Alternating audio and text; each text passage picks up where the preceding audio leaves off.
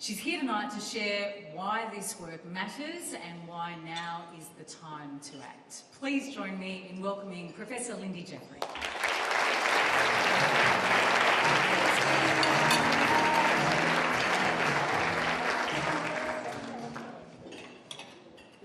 Thank you, Chris. Thank you to the ABC, to the Olle family, and to all of you for coming tonight. I'm absolutely delighted for an opportunity to talk to such an esteemed gathering about something that I care so strongly about. It's 30 years since the ABC lost one of its finest to brain cancer, journalist Andrew Olle. It was a shocking loss then, but it's a tragic reminder of how little progress we've made over the last 30 years. As a neurosurgeon, I've spent decades treating patients with brain cancer. These are high-stakes interactions, and so the patients stay in your memory. I'd like to tell you about one of them. Let's call him David. He was in his mid-40s, a tradie, with a couple of kids in late primary school, which is pretty typical because brain cancer strikes people at any age and becomes more common in middle age. David presented with a seizure, which meant immediately he could not drive and he could not work. I operated on him to try and take out as much tumour as possible, but there's always some left. He had a high-grade glioma like Andrew Olle, and so we offered him radiation and chemotherapy. But knowing that the treatment just postpones the inevitable and doesn't change the outcome, David chose not to have adjuvant therapy. He didn't want his children to remember him as someone who was sick. The family continued trying to make life as normal as possible, and David spent all the time he could with his kids. Every now and then, he would say something to his wife, like, "Come out the back, I'd better teach you how to change the fuses." When I last saw his wife, David was too sick to make the trip to hospital. The family had to sell the car because of the financial challenges. And she told me that the kids already knew Dad would not be there at Christmas, and they were planning to go away to get out of the house.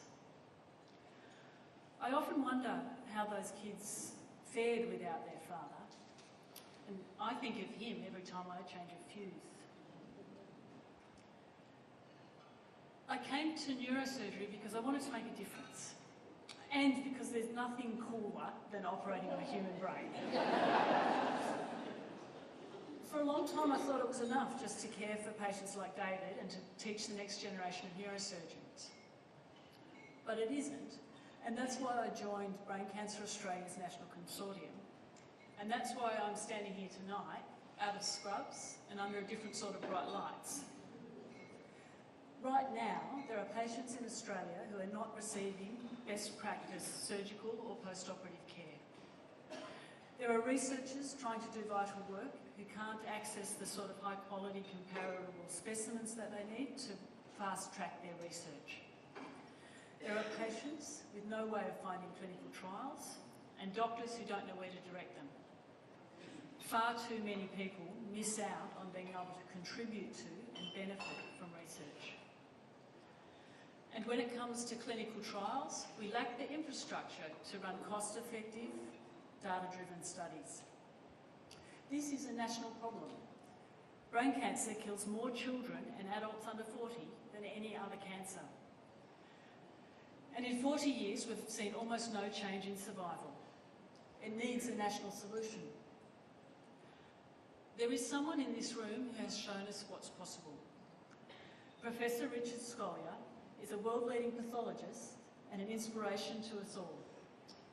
He and his team transformed outcomes in melanoma. As Richard has told us, it changed in melanoma because they built the right infrastructure. Systems to enrol patients in trials, collect specimens and generate data.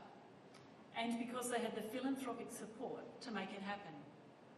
Richard, we are so honoured to have you here tonight. You have shown us what's possible through vision, expertise and collective effort. And I'm sure everyone...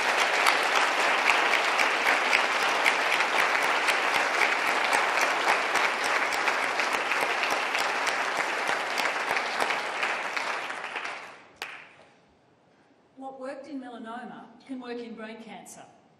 And that's why our consortium, Brain Cancer Australia, is building 3 national infrastructure platforms designed to deliver the same kind of progress. It's not very sexy, but it's the kind of work that changes everything. Because when you get the fundamentals right, you give researchers and clinicians the tools they need to provide better care and deliver brain cancer breakthroughs faster. We have the plan, now we need the support to deliver it. If we don't, brain cancer will keep taking the lives of people like Andrew Olle and David. But if we do, if we come together, then the story of brain cancer in this country can change. You can give future patients a chance at survival. I'd now like to introduce Robyn Leonard, founder and director of Brain Cancer Australia. Robyn's made an extraordinary contribution to brain cancer in Australia. She's the engine room driving everything that we do, and I'm absolutely delighted to invite her up to say a few words. Thank you.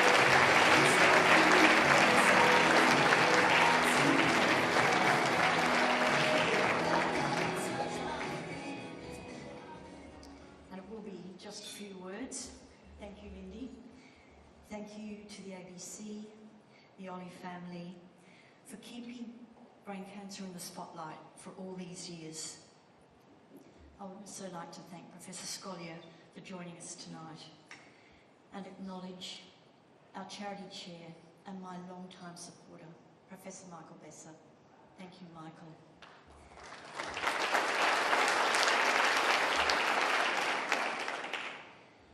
Someone once told me there's no hope in brain cancer, but I disagree.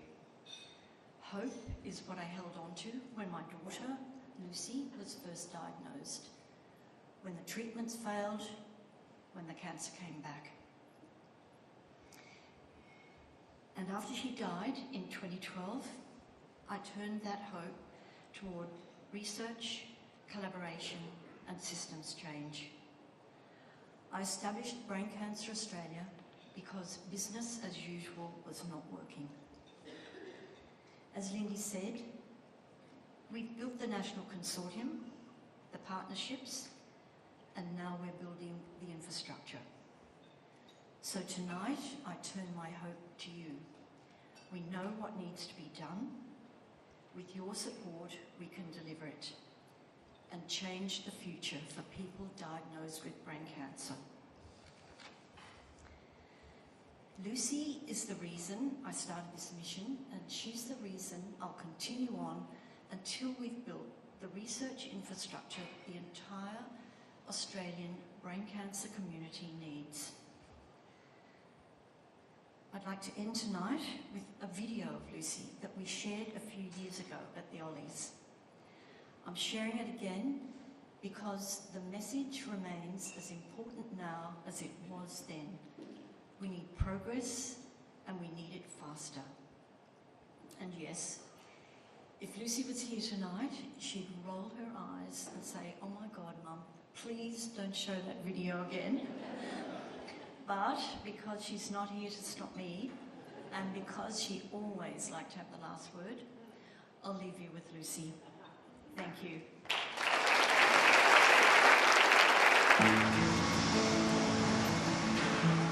I was diagnosed 3 years ago with a brain tumour. A subsequent treatment has included 2 operations to remove as much as possible, which was the majority but not all, so I had to follow that up with radiotherapy and then chemotherapy. And it's all been successful. I'm currently tumour-free and have just gone back to work after 2 years off.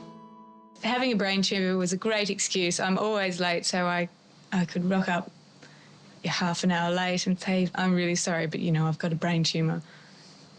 There's no comeback for that, really. I've been very lucky in that through my treatment, the surgery and the radio and chemotherapy, that I've come out the other end without any deficits, neurological or physical.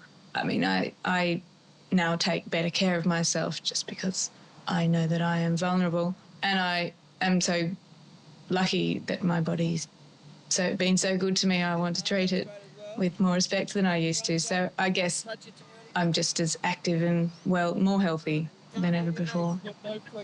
My friends were very supportive. One close friend came up with a great idea and he named my tumour. I had Bobby brain tumour was my mate, which I thought was fantastic. It made it easy for my friends to talk about it. Ready, set, go. It was made into a bit of a joke, which I think was the best way to deal with it. I didn't want it to be something that my friends couldn't talk about with me or didn't want to ask me about. So having a name made it one of our gang. I'm looking forward to the future. I hope that it will be a long, healthy future. I feel confident that it will be. There is always a fear of a recurrence, but it gives me hope to know that there are people out there doing research and looking for a cure should I ever be so unlucky as to have a recurrence. Just knowing that there is progress being made.